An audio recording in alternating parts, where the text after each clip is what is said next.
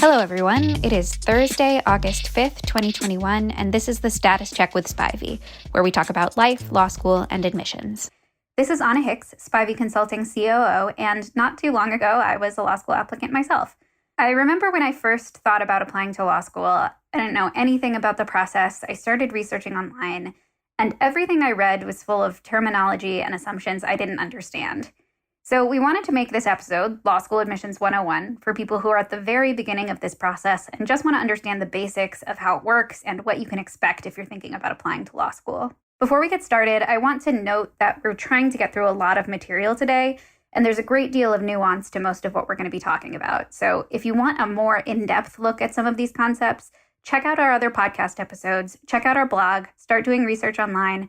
Our hope is that this podcast will provide you the background knowledge and the context to really understand that further research you'll be doing. So let's start at the beginning. As of today, there are 199 law schools fully accredited by the American Bar Association, or the ABA, 199 law schools that qualify you to sit for the bar exam and become a lawyer anywhere in the U.S. Who can go to law school?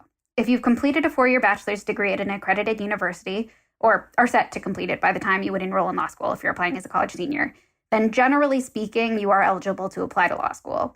You don't have to have a certain major, you don't have to have taken specific coursework, you just have to have that bachelor's degree. Also, the prestige of your undergrad really doesn't matter that much. It can sometimes be a feather on the scale on the margins, but you can absolutely go to an elite law school even if you didn't attend an elite college. You can also go to law school either straight from undergrad, or you can take time off and get some work experience. It's generally advisable, all else equal, to get some work experience first, but you can absolutely have great results and get into top law schools without work experience also. Now, I want to emphasize this. The most important factor in being admitted to law school is your LSAT score. The second most important factor is your undergraduate GPA. More so than in undergraduate admissions, and more so than in other graduate school admissions, for better or often for worse, your numbers, LSAT and undergraduate GPA, are emphasized above all else. Your background and application materials are certainly important and can make a big difference in your admissions results, but it's exceptionally rare for those things to get you into a law school where your LSAT isn't at least in the ballpark of what they're looking for. GPA can be a little bit more flexible. There are many more people who graduate from college with a 4.0 than people who score a 180 or even above a 170 on the LSAT. So if you have a super high LSAT score and a lower GPA, you may still be in the running for schools where your GPA isn't what they're looking for. Applicants in that situation, with a high LSAT but a relatively low GPA, are often referred to online as quote-unquote splitters. Some law schools are more splitter-friendly, while other law schools are less splitter-friendly, and that can change from year to year, mostly in small increments, but occasionally also significantly. So that's something to keep in mind if you fall in this category. So if you're listening to this and you're still in undergrad or you're going into undergrad, definitely focus on getting the highest GPA you can, and regardless, you're going to want to put a lot of time and effort into studying for the LSAT. It's not the type of test you should just go into cold and see how you do. It's very learnable, and you can make a massive difference in terms of the schools you get into and the scholarship money you receive if you're willing to put more time into studying. So let's backtrack a bit and talk about the basics of the LSAT.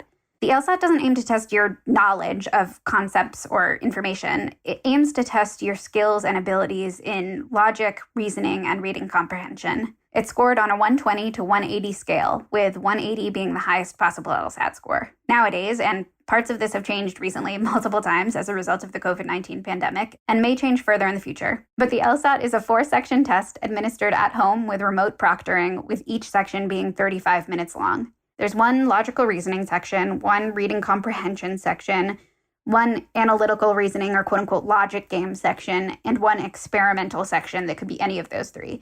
You won't know which section is the experimental when you take it, but it's basically just used to test out how people perform on possible questions for future LSATs, and it's not a part of your actual LSAT score. There's also a writing sample that you have to do at some point to get your LSAT score. You just don't have to do it at the same time as the actual test, and you only have to do it once, even if you take multiple LSATs.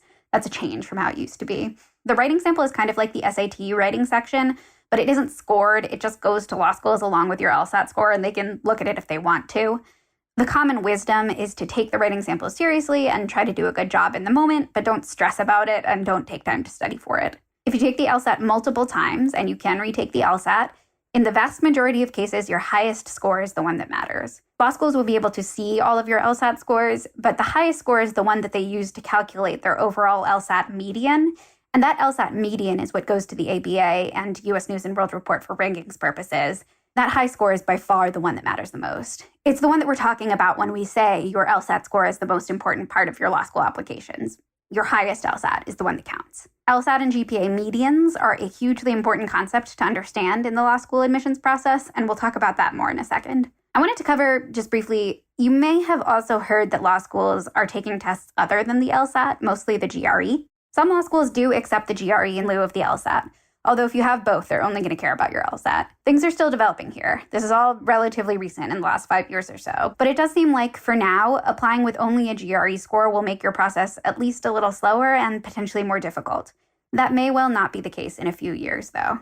Let's talk about your undergraduate GPA, too, since it's the most important aspect of your law school application apart from your LSAT, and it can often be different from the GPA that's on your college transcript. If you transferred universities, if you dual enrolled in community college during high school, if you went to college for a semester 10 years ago and then re-enrolled and got your bachelor's only recently, you need to send all of those transcripts into LSAC, the company that administers the LSAT and where you'll submit all of your applications.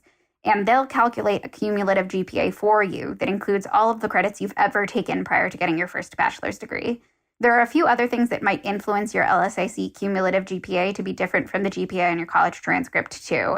If you retook a class, for example, LSAC will factor in both the old grade and the new grade.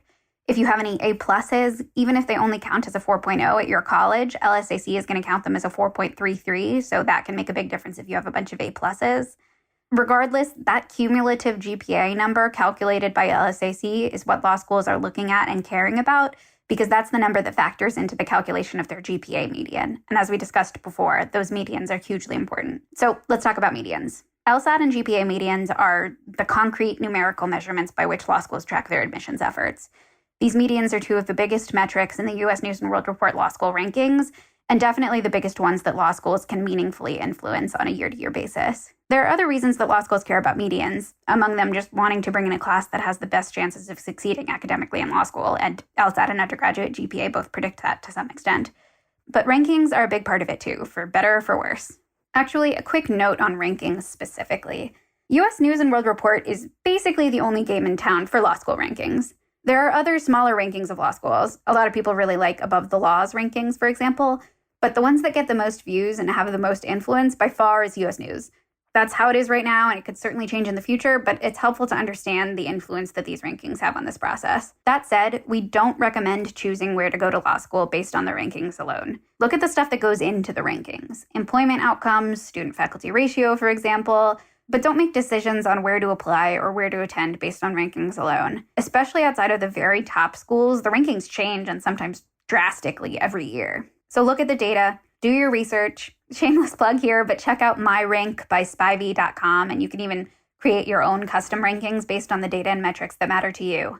We've talked about and criticized rankings a great deal in past podcasts and blog posts, so I'm not going to belabor this point any further, but just be aware that the rankings are a significant factor in sort of the law school admissions world, and be cognizant of that, but probably don't base your decisions on where to apply or where to attend just based on rankings. So how do you figure out which law schools you'll be competitive for? How do you figure out where to apply? You'll want to start with the numbers because, as I've discussed, they're the most important part of your application. If you're interested in a particular law school, look at their LSAT and GPA medians. You can find the medians on law schools' websites either by searching for their class profile or looking for their 509 disclosures, which are basically a standardized set of disclosed data that every law school is required by the ABA to put out there.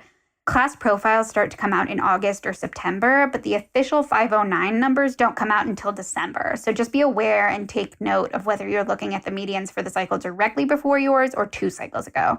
Especially in a year like this with a huge increase in high LSAT applicants last cycle, that could make a big difference. So just be aware of the timeline. And for quick reference, you can find all of the 509 data on abarequireddisclosures.org. So let's assume that you're looking at the numbers from the cycle directly before yours. Let's say that for a given school, they have a 3.6 GPA median and a 162 LSAT median. If your LSAT score is higher than a 162 and your GPA is higher than a 3.6, in general, you have a pretty good shot at that law school. Typically, even with an otherwise average application, you're probably going to get into a school where you're above both medians. If your LSAT is higher than a 162, but your GPA is lower than a 3.6, but only by a little bit, let's say you have a 164 and a 3.4, you still probably have a pretty good shot. If you're a true quote-unquote splitter, say you have a 165 LSAT but a 2.9 GPA, then probably you have a shot, but it's going to depend to some extent on the law school specifically and on the rest of your application. On the flip side, if you are below both medians, you are generally going to have a very difficult time getting into that law school. Certainly, there are many exceptions every year, but it typically takes something pretty significant and differentiated to get you into a law school where you're below both medians. And usually it's going to be off of the waitlist. Now, if you're above the GPA median, you might have somewhat of an easier time, but your LSAT should at least be close. If we're looking at that example school I mentioned earlier, and you have a 4.0 and a 161, 1 point below their median, you probably have a decent shot with strong application materials. If you have a 4.0 and a 150, though, you probably don't. I know I talked about this before, but your LSAT is truly the most important part of your law school admissions chances. Now, everything I just said is oversimplified to some extent. In an ideal world, you wouldn't be making these determinations based on a school's historic medians. You'd be looking at them based on target medians, or the medians that they are setting as sort of their goals at the beginning of the cycle, because that's really going to tell you how a school will see your file numerically. But of course, schools aren't publishing their target medians. There are ways that you can sort of estimate those target medians. Most years, most law schools are targeting 1 point higher than their prior year median, at least at the very beginning of the cycle before they have to adjust their expectations. But also this year, that will probably be different. If schools saw a huge increase last year, then they may just be trying to maintain the same LSAT median. So take everything I just said as sort of broad rules of thumb. Regardless, you should try to apply to at least 1 or 2 safety schools where you have some leeway, where even if they're targeting a median 2 or 3 points higher than the prior year, your LSAT score is still higher than that. And then, of course, a healthy range of target and reach schools also. So apart from your LSAT and GPA, what goes into a law school application? You'll submit all of your applications through the LSAC website, lsac.org. You'll also need to send in all of your transcripts to LSAC, and that's also where your letter of recommendation writers will upload their recommendations for you. Just quickly on letters of recommendation, since most people are familiar with them through undergraduate admissions and they're pretty similar, most law schools require 2 letters of recommendation, but will accept 3 or 4.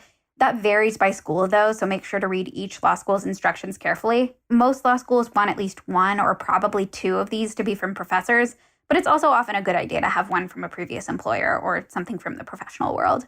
So let's move on to the other application components. Probably the most important essay you'll have to write for your law school application is your personal statement. Law school's guidelines for the personal statement can vary a bit, but for most law schools, you're going to submit an essay that's 2 pages double-spaced. The law school personal statement is not a statement of purpose, similar to other grad schools and professional programs.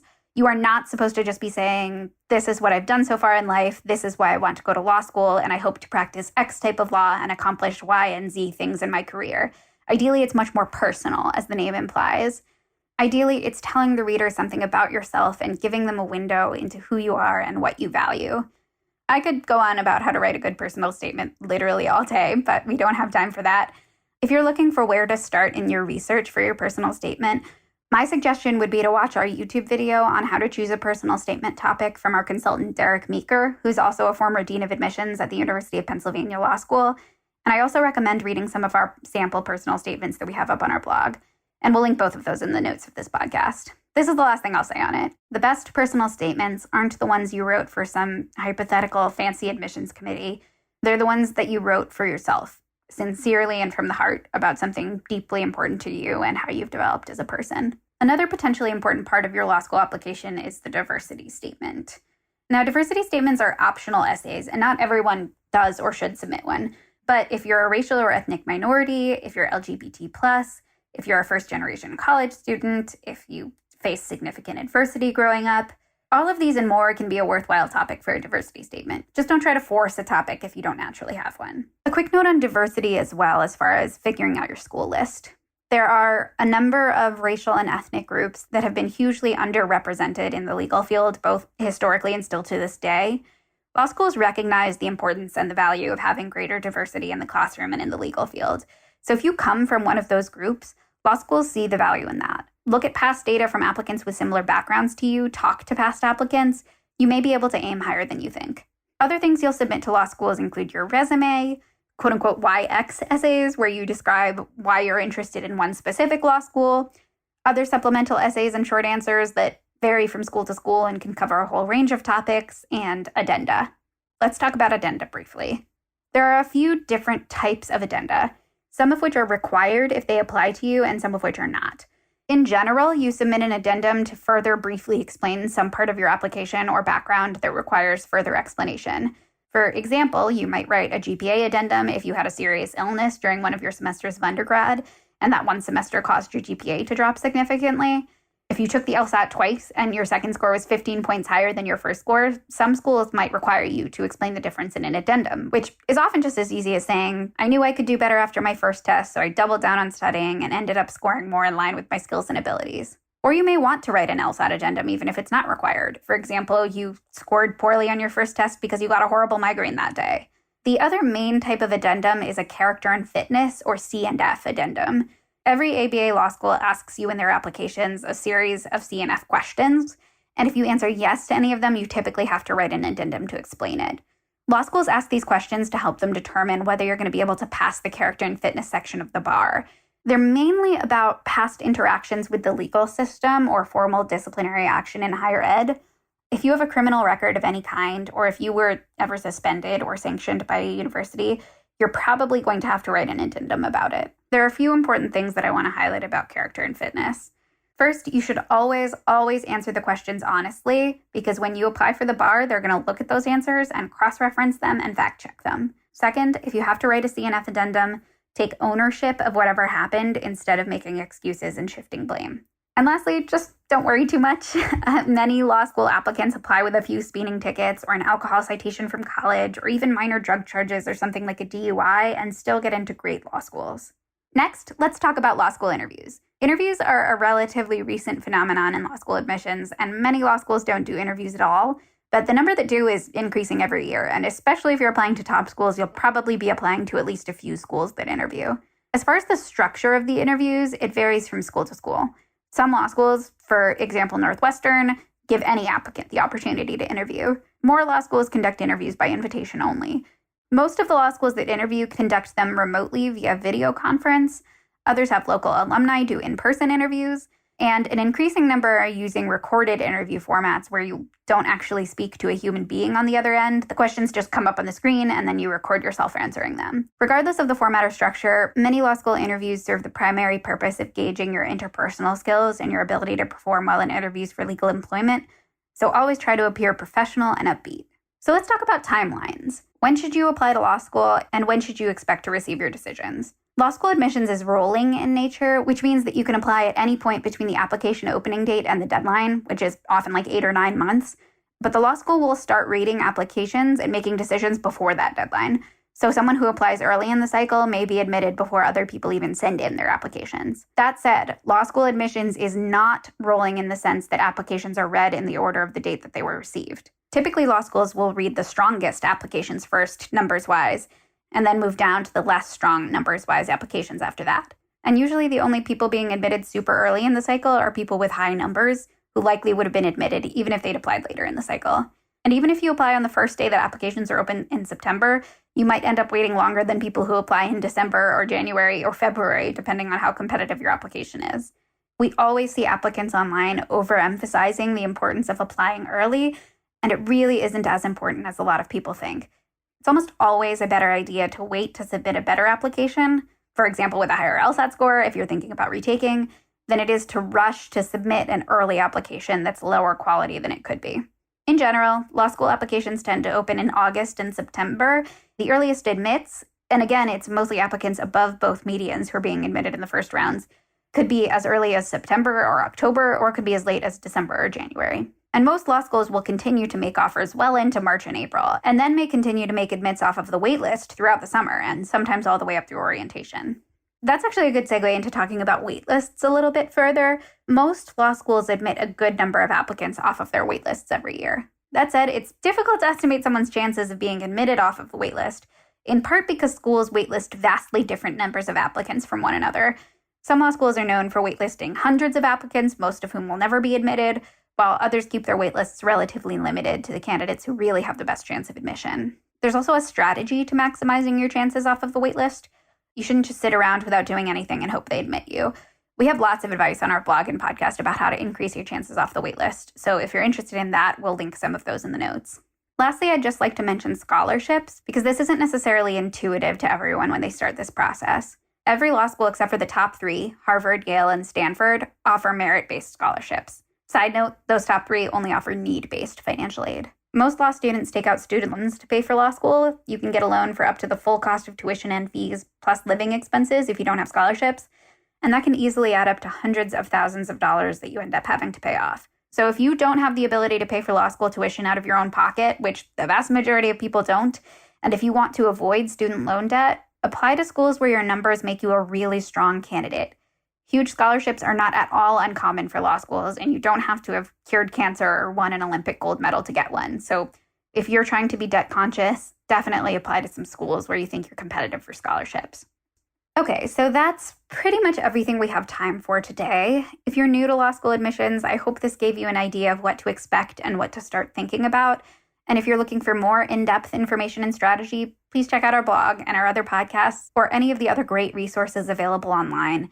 Just remember to take everything with a grain of salt. There's plenty of wonderful information out there, but there's plenty of bad advice too, so cross-reference and double-check everything before you rely on it, even this podcast. I have one last piece of parting advice. This is an anxious and stressful and difficult process for most everyone, so if you're able to stay upbeat and positive, that's a differentiating factor that's going to stand out to law schools in a good way. And even if you're more on the anxious and stressed out side of things, goodness knows I often am, just don't let this process negatively impact how you think about yourself and your value in this world. The vast majority of applicants get at least 1 or 2 rejections, but the most a law school can reject is a few pieces of paper representing a tiny sliver of who you are as a human being. So try not to let it get to you. Good luck, stay strong, and stay positive. Thank you for listening.